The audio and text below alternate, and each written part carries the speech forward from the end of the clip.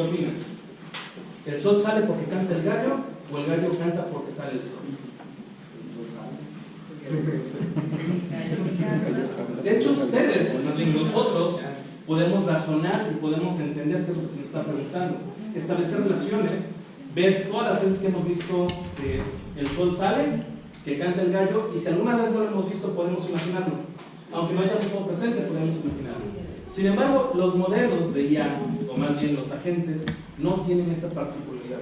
Tienen que entrenar con muchos datos, tienen que haber una experimentación y tienen que haber pasado por un proceso de entrenamiento con situaciones que ya han pasado, porque no pueden imaginar, no pueden sacar conclusiones y sobre todo, es muy complicado que un modelo de inteligencia artificial pueda establecer relaciones causa y efecto sin que se les especifique de manera explícita. Es decir, el razonamiento crítico o el pensamiento crítico no es inherente en ellos como lo es para nosotros, los humanos. Entonces, la plática surge a partir justamente de contestar esta pregunta. ¿El gallo canta porque sale el sol o el sol sale porque canta el gallo? Y espero que al final de la plática podamos contestar con total seguridad esta pregunta. Pero para empezar, ¿qué es causalidad? Es una pregunta que yo me hice al iniciar mi estancia postdoctoral y de hecho aún me la sigo haciendo. Los humanos pensamos en términos causales. Tratamos de dar explicación a todo lo que nos rodea. Tratamos de dar explicación a todos los fenómenos que estamos estudiando porque queremos entenderlos y eso nos ayuda justamente a tratar de explicarlos, reproducirlos y obtener información que nos puede ayudar para nuestras investigaciones. Fumar puede causar cáncer, manejar borracho puede causar accidentes y un virus causa el COVID.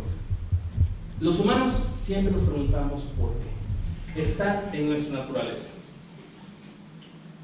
Desde niños vamos adquiriendo conocimiento causal al interactuar, que aquí ya lo podemos empezar a llamar como intervenir con el ambiente. Eso es algo muy interesante y a mí nunca me deja de fascinar porque nosotros inherentemente somos, si lo queremos poner en contexto de modelos de IA, somos unos modelos completamente inteligentes que ya venimos con una configuración de fábrica bastante interesante y bastante útil. De hecho, sin que se nos diga o que no tengamos que pasar por un proceso de yo ya viví esto para tener datos o yo ya sé cómo hacer esto para hacerlo mejor, nosotros podemos empezar a imaginar un sinfín de situaciones. Dicho esto, nosotros podemos empezar desde muy pequeños. Si suelto un objeto se cae al piso. Pasó una vez, la siguiente vez ya sé que no debo soltarlo porque se va a caer. Si yo estoy comiendo un helado, el helado se cae, ya no me lo puedo comer. O posiblemente como niños lo intentamos, pero no está bien. Tenemos un regaño, tenemos algo, una llamada de atención, entonces ya sé que eso no se puede hacer. La segunda vez que se cae, ok, ya no puedo comerlo del suelo. Entonces la tercera vez no se tendrá que caer para que yo pueda seguir disfrutando de mi helado. Si camino y choco con la pared, me va a doler, bastante obvio. Si está lloviendo y salgo, me voy a mojar, sobre todo en Jalapa. Típico clima jalapeño. Y si abro el ropero, puedo colocar algo adentro. Ese es un video que a mí me gusta mucho colocarlo en ese tipo de presentaciones. Ahí.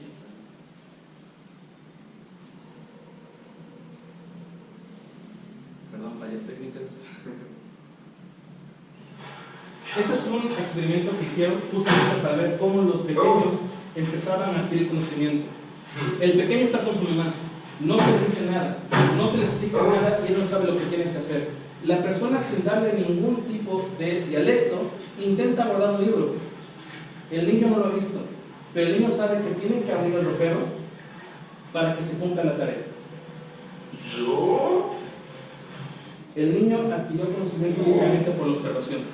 Y así hay bastantes experimentos que hacen con niños pequeños que no pasan de los 5 años quizás un poquito más grandes, pero sin que se les diga específicamente cuál es la instrucción o de qué forma pueden ayudar al adulto, los niños empiezan a interactuar con el ambiente y saben qué es lo que quieren hacer. Pero hay algo que debemos entender. Hay una gran diferencia entre establecer relaciones y establecer relaciones causales. La gran pregunta de siempre: correlación y causalidad. Creo que han escuchado que la correlación no significa causalidad. Y ese es un estudio también muy interesante. Por un lado tenemos la gráfica de el consumo de chocolate y los premios Nobel por cada 10 millones de habitantes. En la gráfica vemos que Suiza, y creo que no es ninguna sorpresa, está encabezando la lista. Es el país que ha ganado más premios Nobel, pero también es el país que consume más chocolate. Entonces, si México quiere ganar un premio Nobel, ¿qué tendremos que hacer? Comer chocolate. Deberíamos empezar a comer chocolate. Con los datos que observamos, podríamos establecer un primer modelo causal. Comer chocolate aumenta la probabilidad de ganar un premio Nobel. ¿Eso sí es cierto? Bueno, con la misma podríamos hacer la afirmación contraria, ¿no? Exacto. No hay como un ordenamiento a priori. Así es. Pero además, y muy importante, existe una causa común que rige el comportamiento de esa asociación, que es, por ejemplo, que los países con mayor ingreso per cápita pues tienen más chance de consumir chocolate y pueden darle más financiamiento a los laboratorios y a los proyectos que pueden tener mejores, no nos vayamos por allá, pero pueden tener buenas probabilidades de obtener el premio Nobel. Entonces, básicamente podemos decir que correlación no significa causalidad. Por ejemplo, esa es también una imagen bastante genial para mí, donde podemos ver que hay diferentes daños estructurales y animales que, si se lo damos a una gente, puede determinar que efectivamente la causa de esos daños estructurales fue un pato, fue un gato, fue un perro. De hecho, a mí me gusta mucho como yo soy demasiado geek, me gusta mucho Calabozos y Dragones, y de hecho esta yo la encontré porque el meme era, así te puedes dar cuenta que el dragón está utilizando un disfraz de gato, porque el gato está echado, pero realmente tiene mucho más peso de lo que debe tener un gato. Y lo vamos a dejar pensando un rato. Si hoy ves este meme y tienes un buen día, ¿tuviste un buen día por ver el meme? Eso no significa efectivamente que el que nosotros hayamos visto una imagen o hayamos tenido una situación completamente ajena a tener un buen día, significa que podemos establecer relaciones causa y efecto entre esos datos que estamos observando. Entonces, ¿qué es causalidad? Para hablar de ella, me gustaría hablar un poquito acerca de historia para ver cómo es que este concepto ha evolucionado. Francis Galton fue un científico que redescubrió el concepto de correlación en 1888. A él se le atribuye que pues, empezó a utilizar pues, los primeros conceptos de correlación, pero eran un poco, por decirlo, errados, pero eran muy atinados para su época, porque establecía ciertas características que determinaban que el que tú seas un criminal estaba completamente ligado al tamaño de tu cabeza, o que ibas a vivir más tiempo si consumías cerveza, o ibas a vivir más años si tenías el brazo de cierta longitud, o tenías muchas horas de oración en la iglesia. Él comenzó a establecer este concepto de correlación, pero estaba muy lejos de establecer qué es justamente cómo se relacionaban en el contexto de causa y efecto.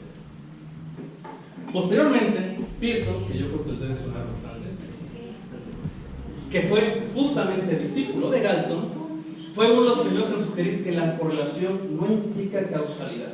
Lamentablemente, en su época era muy complicado matemáticamente pues representar lo que significaba causalidad. Es decir, las herramientas con las que se contaban en el contexto matemático no podían explicar de una forma contundente que la correlación y la causalidad eran dos cosas completamente diferentes.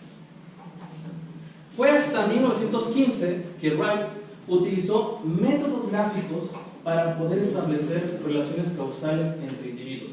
Específicamente, cómo se establecen los genes de dos conejillos de indias, incluso tomando en cuenta contextos y factores y variables completamente externas, como el ambiente, la alimentación, la parte de la genética, y cómo, estableciendo justamente relaciones gráficas, se podía determinar que se podía obtener un tipo de coloración en un conejillo de indias.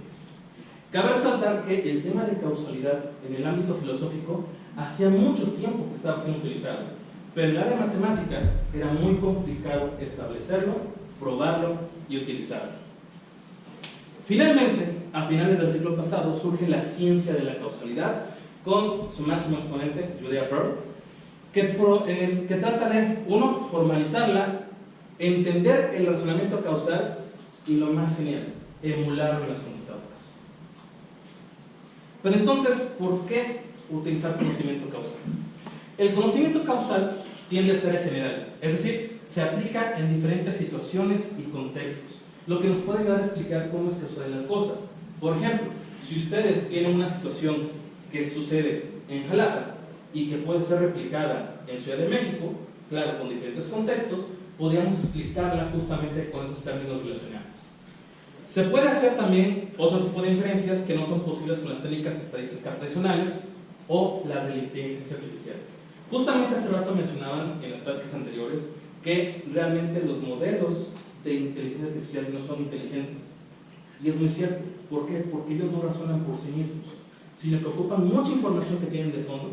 Por ejemplo, ChatGPT utiliza toda la información disponible en Internet y basándose en probabilidades de qué es lo mejor que pueda contestar, es lo que voy a contestar.